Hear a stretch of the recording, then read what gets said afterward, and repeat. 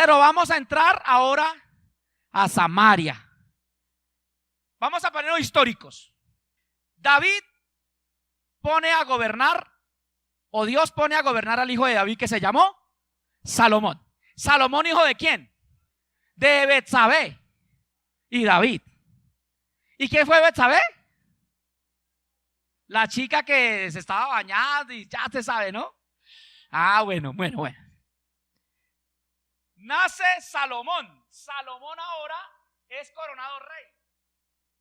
Salomón dura aproximadamente 20 años fiel a Dios y 20 años mal con Dios.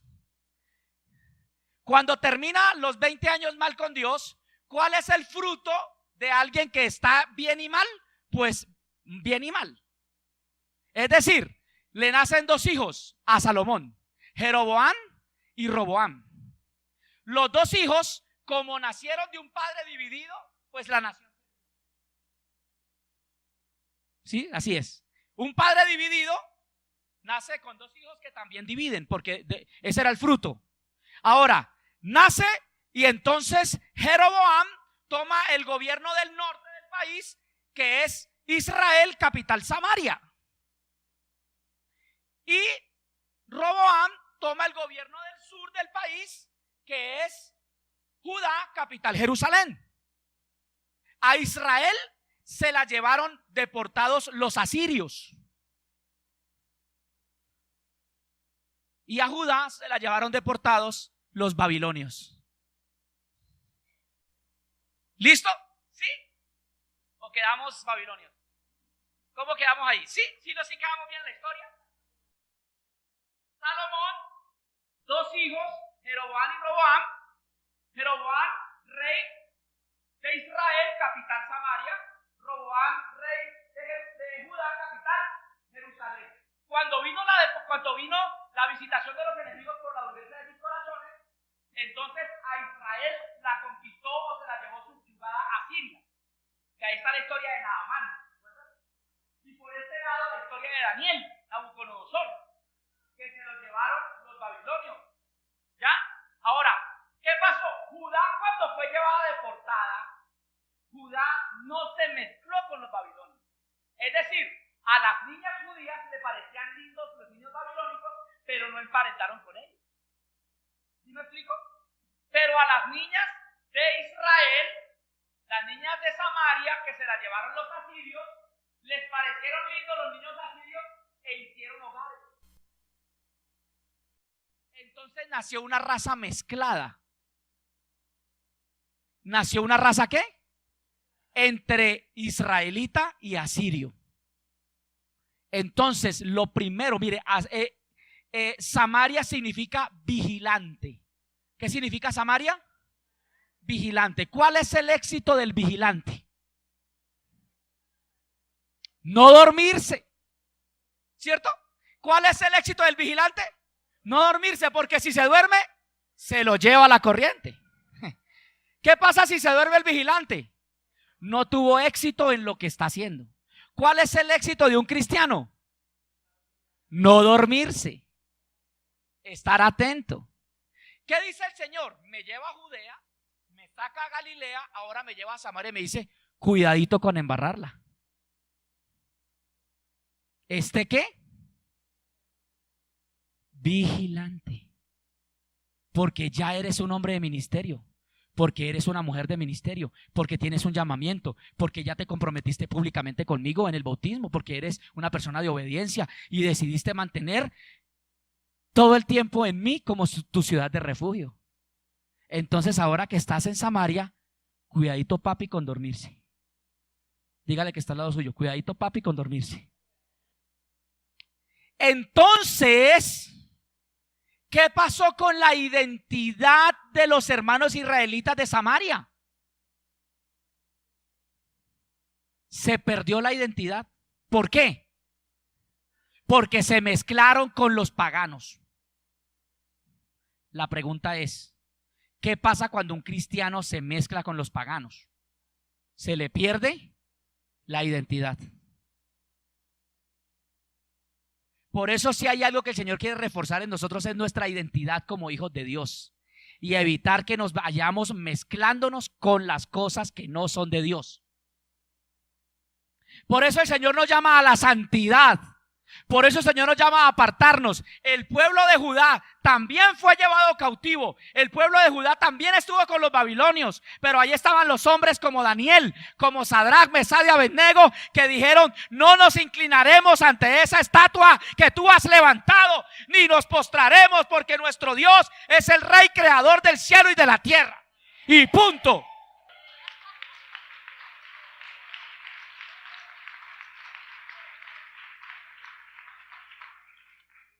A diferencia de los hermanos de Israel, Samaria, que ellos, ¿qué hicieron con los asirios? Es que eso está muy lindo, papito. Y se mezclaron con los asirios y tuvieron hijos, tuvieron descendencia.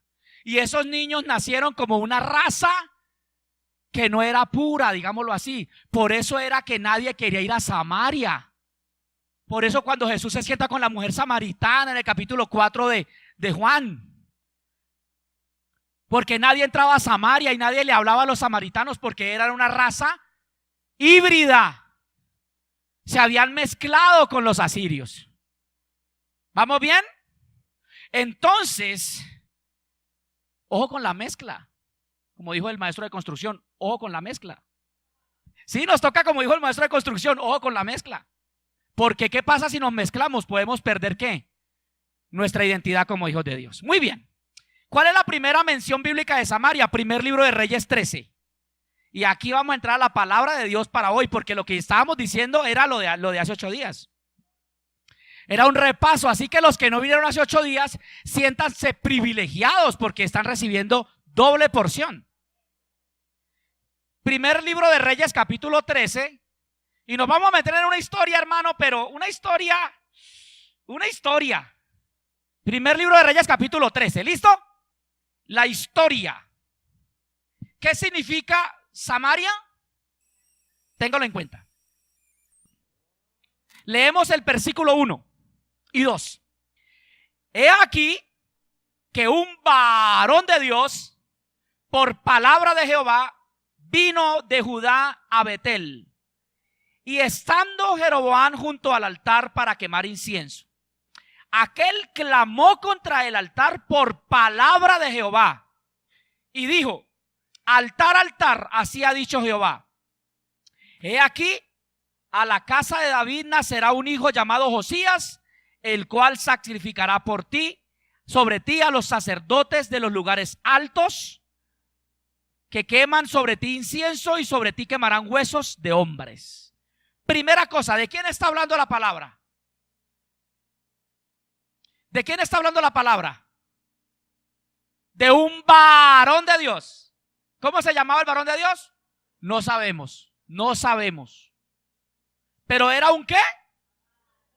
¿Qué significa ser un varón de Dios? ¿Qué significa ser un varón de Dios? Un hombre de autoridad. ¿Qué más? Ya había ido a Judá, ya había estado en Galilea. Era un varón de Dios. Un hombre obediente, un hombre de Dios, de autoridad, de ministerio. Este varón de Dios, ¿qué era? Dice la palabra que era un profeta. Pero veamos el texto. ¿Por qué es un varón de Dios? Le voy a decir a usted ¿qué caracteriza un varón de Dios? Primero, un varón de Dios lo caracteriza que se mueve por la palabra de Dios. La primera característica para ser un varón de Dios es que lo mueve ¿qué? ¿Cuál es la primera característica?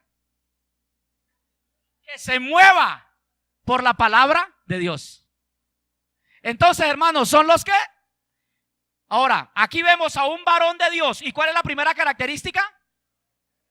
Que se mueve, porque dice, vino por palabra. Es decir, si la palabra no viene, no se mueve. Y hay algo que debemos nosotros aprender aquí, y es aprender a movernos. ¿Por qué?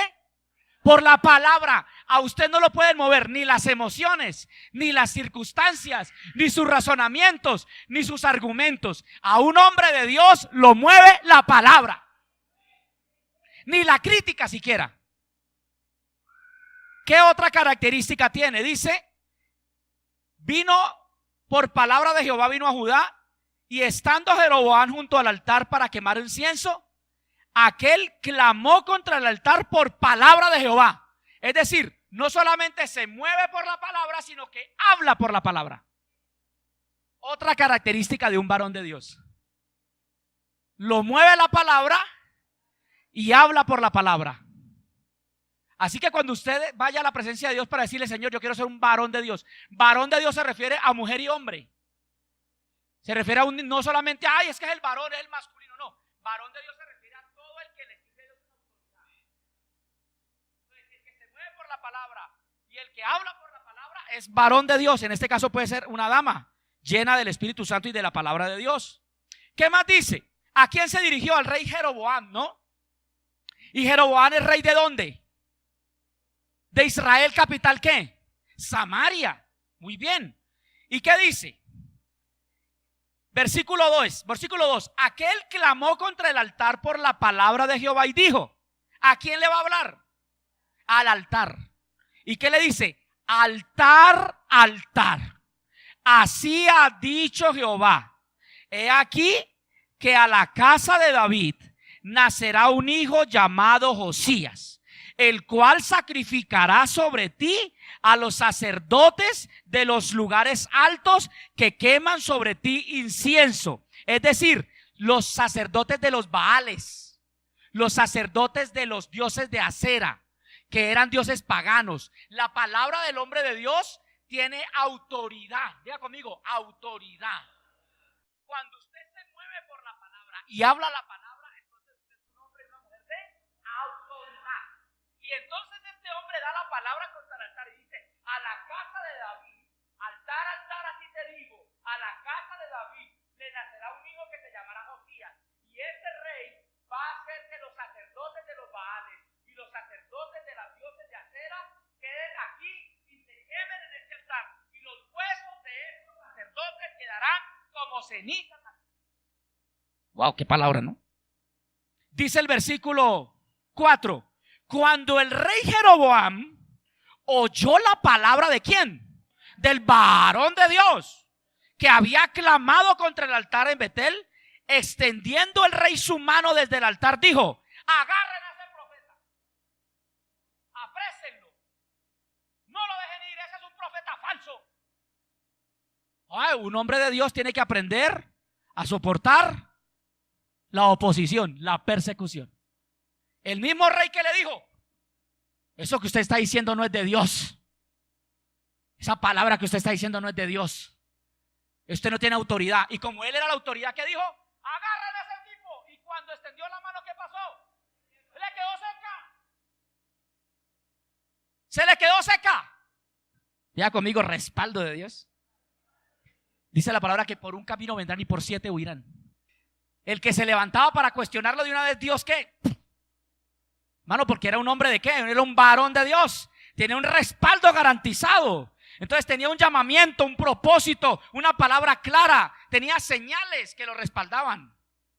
Leamos el 4 otra vez. Cuando el rey Jeroboam oyó la palabra que había clamado contra el altar de Betel, extendiendo su mano desde el altar, dijo: agárrenlo. Mas la mano que había extendido el rey se le secó y no la pudo enderezar. Y el altar se rompió y se derramó la ceniza del altar conforme a la señal que el varón de Dios había dado por palabra de Jehová. Entonces, respondiendo el rey, dijo al varón de Dios: ¿qué le dijo? Venga, colabóreme. Venga, colabóreme. Eso de que lo iba a agarrar era por molestar. Eso era fregando. Yo nunca quise hablar mal de usted. Yo nunca quise criticar su ministerio. Yo nunca quise decirle que usted era mediocre. Yo nunca quise decirle que usted no tenía a Dios, que usted no tenía el Espíritu Santo. Yo nunca quise decir eso. Venga, más bien ore por mí para que me quite este dolor. Pero hermano, cuando alguien tiene el respaldo de Dios, los que se levantan contra él después vienen a pedir que Dios se mueva a través de él para que lo bendiga. Ese rey, después de que con toda la ira del mundo dijo: agárrenlo, y ese agárrenlo no era propiamente para llevarlo preso, era para matarlo. Porque aún los que quieren acabar con tu ministerio, el Señor los va a hacer que vengan pidiendo el favor de Dios para ellos por medio tuyo. Y entonces le dice: venga, colabóreme, ore por mí para que ¿qué? Para que mi mano me sea restaurada. Y el varón de Dios, ¿qué hizo? y la mano se le ¿qué? Se le restauró. Hasta ahí vamos viendo. Qué tremendo el varón de Dios. ¿Cuántos quieren ese nivel? Del varón de Dios. Entonces usted ya puede decir: Señor, yo quiero ser un varón de Dios. Señor, yo quiero ser un varón de Dios. Señor, yo quiero ser un varón de Dios. Levántese por la mañana y dice: Señor, yo quiero ser un varón de Dios. Mientras usted está bañando, yo quiero ser un varón de Dios. Mientras está comiendo, yo quiero ser un varón de Dios también. Padre Santo, quiero ser un varón de Dios. Diga: ser un varón de Dios. Porque un varón de Dios, ¿qué tiene? Autoridad. ¿Qué más tiene? Respaldo. ¿Qué más tiene? Señales. ¿Qué más tiene? Fe, obra, la palabra. ¿Y qué más hace? ¿Qué pasa con el varón de Dios cuando viene contra él? Jehová pelea por él. Y los que primero querían su destrucción, ahora vienen implorando el favor de Dios por medio de él. Yo quiero ser varón de Dios. Vamos adelante. Acuérdese que Samaria significa, ¿en qué versículo? 7. Y el rey le dijo al varón de Dios: ven conmigo a mi casa, es decir, al palacio, y comerás, y yo te daré un presente. Diga conmigo: oferta. ¿Sabe que un varón de Dios se distingue porque no hace nada si Dios no se lo autoriza? No recibe nada si Dios no se lo autoriza. No se sienta a la mesa con nadie si Dios no se lo autoriza. Y dice: pero el varón de Dios dijo al rey: aunque me dieras la mitad de tu palacio, yo no iría contigo, ni comería pan, ni bebería agua en este lugar, porque así me está ordenado. ¿Por qué? ¿Por qué está ordenado? Por la palabra. Porque se mueve, ¿por qué? Entonces no hace nada. Entonces el hombre de Dios no dice: pero ¿qué tiene de malo si el rey me va a regalar alguito? ¿Pero qué tiene de malo si el rey va a matar una gallinita para hacer sancochito para el hombre de Dios? ¿Tiene algo eso de malo? No, pero ¿cuál es la palabra? Ni siquiera un vaso de agua te tomes en ese lugar. ¿Qué cree usted que hubiera pasado si el varón de Dios razona la palabra? Pero además sí, pues, el obrero es digno de su salario. ¿Qué tiene de malo que el rey me bote por ahí un cariñito? Unas moneditas de oro. ¿Quién quita que el rey me dé una tierrita? Pues yo también necesito. Pero ¿cuál fue la palabra? Mi Dios me ha dicho por palabra. Me gusta eso. ¿Por qué? Por palabra. Dígalo conmigo. Por palabra, por palabra, por palabra, por palabra, por palabra. No comas pan ni bebas agua. ¿Y cuál era la clave? No regreses por el mismo camino que te hayas ido. Entonces el varón de Dios va con toda la autoridad. Regresó pues el varón de Dios por otro camino, obediente, y no volvió por el camino por donde había venido de Betel. Dígase: ahí está todo bien. Ahora, ¿cuál cree usted que es el resultado que empieza a sufrir el varón de Dios? Diga conmigo: fama. Diga conmigo: fama. Porque la noticia del varón de Dios es que en todo Samaria se empezó a escuchar del varón de Dios. ¿Sí sabe que el varón de Dios le habló, profetizó y la mano se le secó al rey? Imagínese que el rey ahora después se le humilló y le sanó la mano. Eso es un hombre de Dios, de los que necesitamos en este tiempo. Y dice la palabra, versículo 11: moraba entonces en Betel un viejo profeta, al cual vino su hijo y le contó todo lo que el varón de Dios había hecho aquel día en Betel. Y le contaron también a su padre las palabras que había hablado al rey. Es decir, se volvió famoso.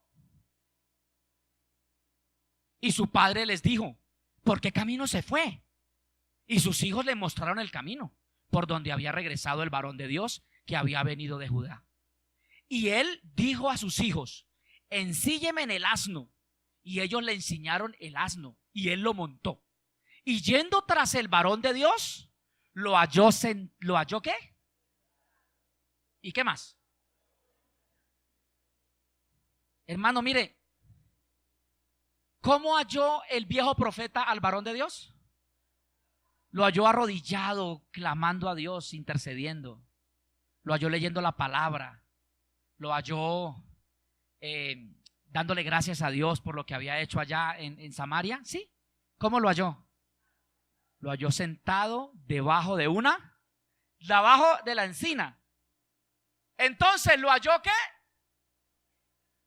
Durmiendo, sentado. Mire, hermano, aquí voy. La encina significa lugar de abundancia. ¿Qué significa la encina? Lugar de abundancia. Mire, hermano, los escenarios de abundancia son más peligrosos que los de escasez. Porque en los escenarios de abundancia tendemos a dormirnos. En los escenarios de escasez estamos despierticos clamando. Cuando este profeta empieza a orar y Dios lo empieza a usar, y Dios lo usó para confrontar al rey y para darle una palabra al rey y para volverse famoso, entonces él llegó al escenario de abundancia y ¿sabe qué dijo? Yo como que mejor me doy un break. Un breakcito. ¿Qué significa Samaria? ¿Y qué pasa con el que se duerme? Lo encontró debajo de la encina, buscando la comodidad. ¿Buscando qué?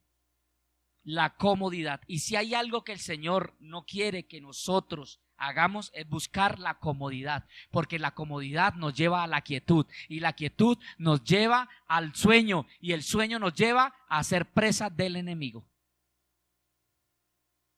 El hombre de Dios, el varón de Dios, no solamente buscó la comodidad.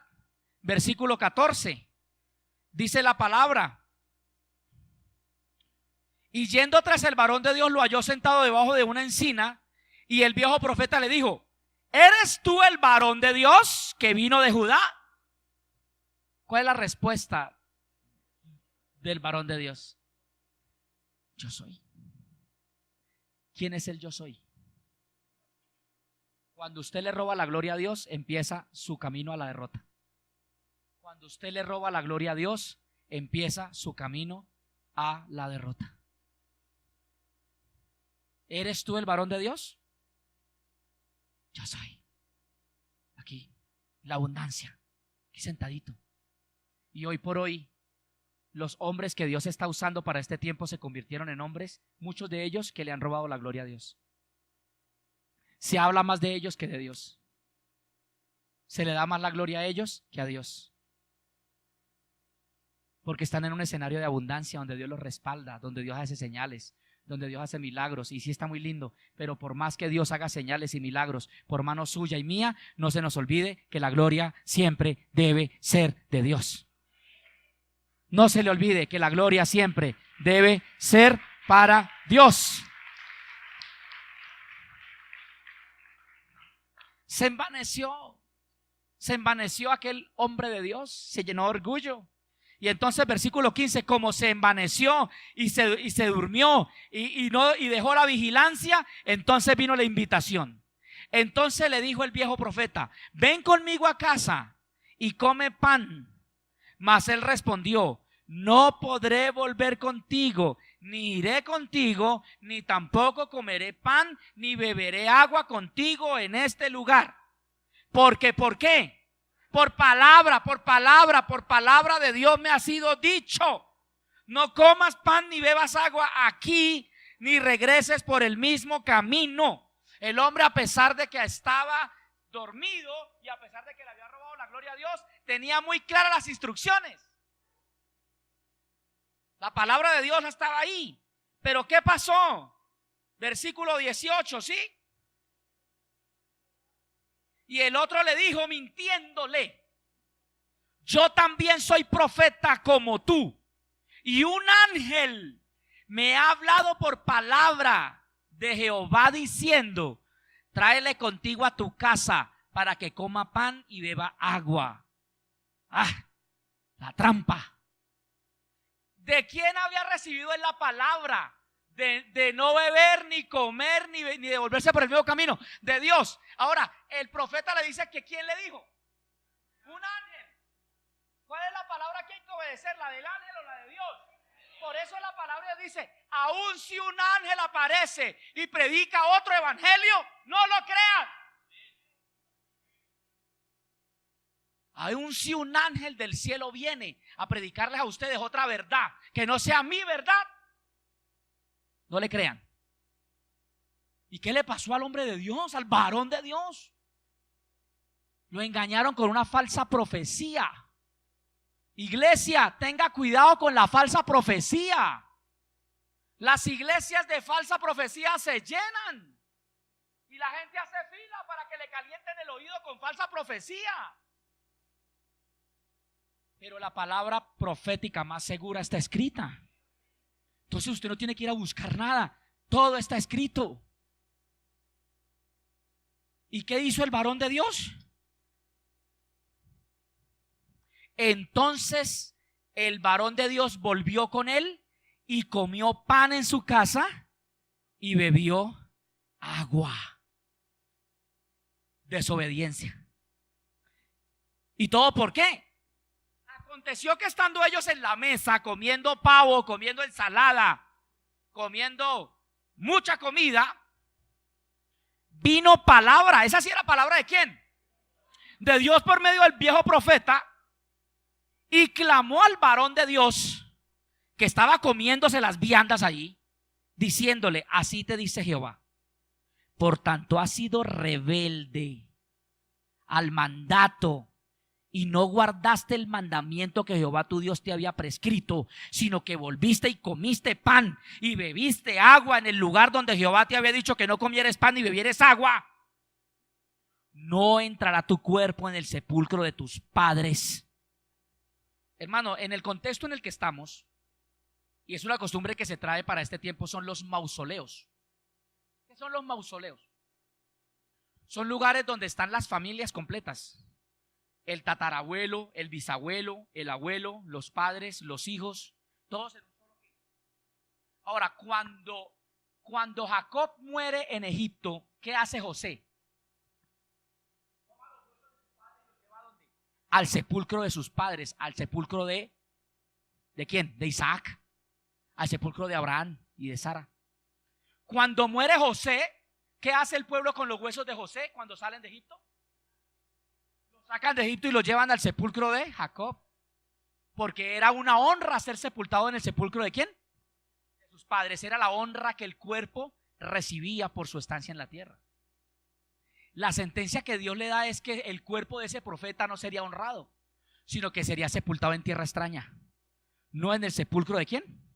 De sus padres. Ya una mala noticia. Pero ¿qué sucede? Vamos al texto nuevamente.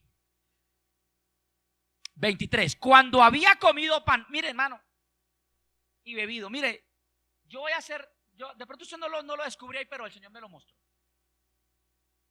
A mí Dios me da una palabra de esas y yo dejo lo que me estoy comiendo y me largo de ahí. ¿Pero qué hace el hombre de Dios? Ay, Señor, pues sí, yo sé que la embarré, pero espera que este pollito está tan bueno. Espera, yo termino esta sopita. Dice que cuando terminó de comer se paró de la mesa. Hermano, yo creo que si este hombre de Dios hubiese recibido la sentencia y automáticamente se levanta de ahí, se humilla delante de Dios pidiéndole perdón, alcanza misericordia. Pero sabe que tuvo en poco la sentencia que Dios le había dado. La tuvo en poco. La menospreció. Y sabe que de pronto pensó: no, eso de pronto no es para tanto. Yo después cuadro con el Señor ese detallito y yo sé que me sepultan en la tierra, en el sepulcro de mis padres. Yo sé que eso no es para tanto. Además yo soy muy usado por Dios. Además yo le hablé al rey y el rey fue sanado. No, yo no creo que pase eso. Espere, yo me tomo más bien mi caldito. Óigame, hay cosas que cuando Dios habla hay que hacerlas ya. Y si Dios te dice que te apartes en lo que estás haciendo, levántate de ahí ya. Y si Dios te dice que dejes las amistades que tienes, hazlo ya. ¿Qué versículo vamos? Cuando había comido el pan y bebido, el que había hecho volver le ensilló el asno. Y yéndose, ¿qué pasó, hermano? Le salió el león en el camino y lo mató. ¿A quién mató el león? Al varón de Dios. Porque no estuvo ¿qué? Porque se durmió debajo de la encina. Porque creyó que estaba en un ambiente de abundancia. Porque le robó la gloria a Dios. Porque Dios lo apercibió y no fue diligente. Entonces se devolvió cuando él quiso y esperó que el otro profeta le ensillara el asno con toda la paciencia del mundo. Y cuando quiso volver, ¿qué pasó? El león le salió en el camino. Y el asno, dice la palabra, y yéndose le topó un león en el camino y le mató. Y su cuerpo estaba echado en el camino y el asno junto a él. Y el león también junto al cuerpo. Óigame. Y dice la palabra que el león estaba junto al cuerpo y ahí también estaba el burro, el asno. Y todos los que pasaban, versículo 25, vieron el cuerpo que estaba echado en el camino y el león que estaba junto al cuerpo. Y vinieron y lo dijeron en la ciudad donde el viejo profeta habitaba. Las multitudes que habían sido testigos de su ministerio, ahora son testigos de su derrota. Del que se oían buenas noticias porque Dios lo estaba usando, ahora se dice que cayó en pecado. Se convirtió en presa del indolente engañador, quien nunca aceptó su error. El león orgullosamente exhibía el cuerpo del que alguna vez fue el profeta de Dios. Hoy cuántos el enemigo exhibe en burdeles, en cantinas. Hoy cuántos el enemigo exhibe en la calle hablando sandeces, groserías. Hoy cuántos jóvenes de las congregaciones están en las cantinas, en los bares, en las discotecas, y el enemigo los exhibe, diciendo: ahí está en el camino porque tiene temor de mí, porque me busca, porque de vez en cuando lee la palabra, y si llega a morir va a ser salvo. Pero su ministerio está derrotado, su ministerio está desmoronado, su ministerio está muerto.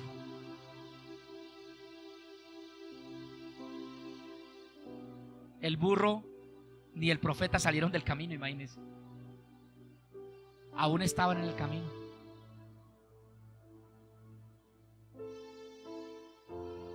Así que, amado, dice el versículo que si seguimos leyendo, oyéndolo el profeta que le había hecho volver, versículo 26 del camino, dijo: el varón de Dios es.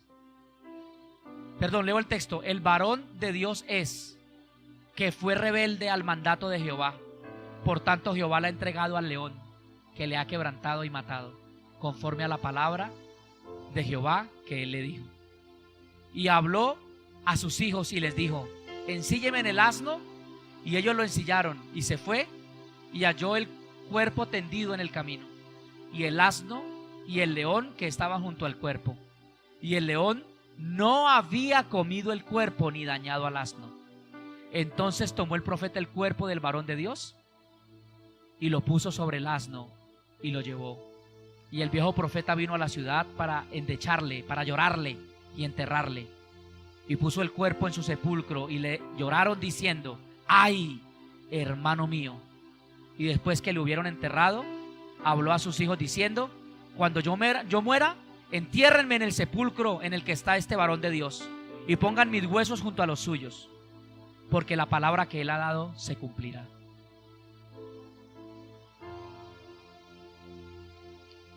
Mi amado, este hombre se equivocó hasta la muerte. Yo voy a terminar con esto. Mire, este hombre se equivocó hasta la muerte. Pero ¿sabe qué me impacta del texto? Que a pesar de que estaba muerto y el león lo había destrozado quizá, la palabra del Señor nunca le deja de decir el varón de Dios. La palabra de Dios nunca le dice el muchacho al lado del asno y el león. Dice el varón de Dios ahí. Y tomaron el cuerpo del varón de Dios y lo enterraron. Y cuando lo fueron a enterrar, dijo el viejo profeta: cuando yo me muera, entiérreme sobre el cuerpo del varón de Dios. Porque aunque para el mundo no era el varón de Dios, para Dios sí lo era. Aunque para el mundo tú ya no eres el que danza, aunque para el mundo tú no eres el que ministras, aunque para el mundo tú no eres el que predicas, aunque para el mundo tú no eres el que profetizas, para Dios sí lo eres. Y lo serás hasta el día en que te encuentres con Él. Y cuando el Señor te llame a su presencia, no te va a decir: venga José, venga Marcos, venga Julio. ¿Sabe qué te va a decir? Ven mi profeta, ven mi danzor, ven mi adorador, ven mi músico, ven mi predicador. Señor, pero nunca prediqué porque el enemigo, porque me salió el león en el camino, porque fui necio. No importa, eres mi adorador, eres mi profeta. ¿Cómo duele cuando Dios nos sigue dando nuestra honra, aunque nosotros no honremos lo que Él nos dio? ¿Cómo duele cuando Dios nos sigue dando nuestro lugar que nos encomendó, aun cuando nosotros por nuestra necedad y por nuestra dureza de corazón permitimos que el león nos matara? Y aunque recibimos una eternidad con Él, gloria a Dios, fuimos su trofeo en la tierra, que Él exhibió diciendo: aquí lo tengo bajo mis pies.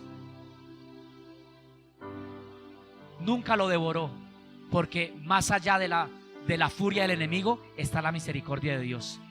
Por eso el enemigo jamás te podrá devorar si Dios no quiere.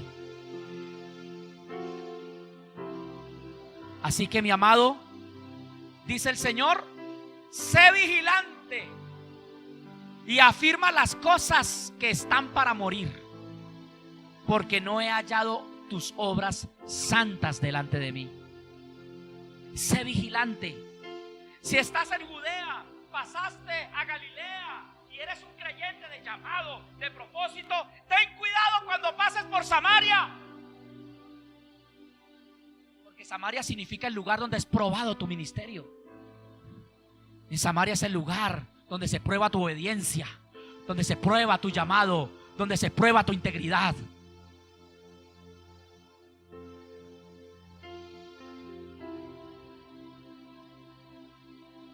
Por eso dice el texto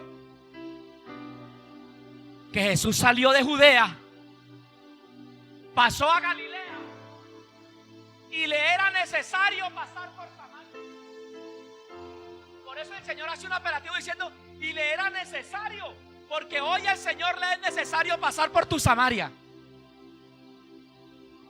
por ese Samaria de tu equivocación, por ese Samaria de tu error, por ese Samaria de tu dolor, por ese Samaria de tu desánimo, por ese Samaria donde perdiste la identidad, por ese Samaria donde fuiste duro y no aceptaste la corrección de Dios y te apartaste. Pero el Señor hoy te dice: hoy me es necesario pasar por tu Samaria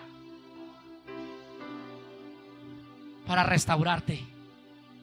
La primera mención de Samaria en la vida de Jesús es en Juan 4, donde dice que Jesús pasó de Judea y fue otra vez a Galilea y le era necesario. Así que Jesús ve como una necesidad pasar por tu Samaria. ¿Para qué pasa por tu Samaria? Para restaurarte. ¿Para qué pasa por tu Samaria? Para levantarte. Para que el león no te siga exhibiendo como su trofeo. Para que el león no te siga exhibiendo y siga diciendo: lo tengo bajo mi control, bajo mi poder. ¿Para qué pasa por Samaria? Para que tu ministerio sea restaurado. ¿Para qué pasa por Samaria? Para que no seas sepultado en deshonra, sino que cuando tú partas para estar con Dios, entonces todos nos alegremos porque murió un propósito cumplido. Murió un plan de Dios que se cumplió de comienzo a fin. Y murió una vida que permitió levantarse de su Samaria para enrutarse de nuevo al propósito que Dios le había entregado. Señor, gracias te damos por tu palabra. Hable con Dios.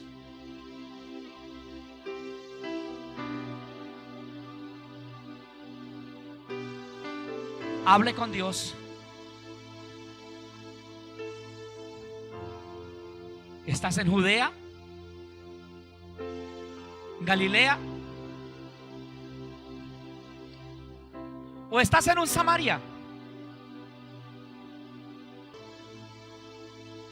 El Señor te dice, hoy es el día de tu restauración.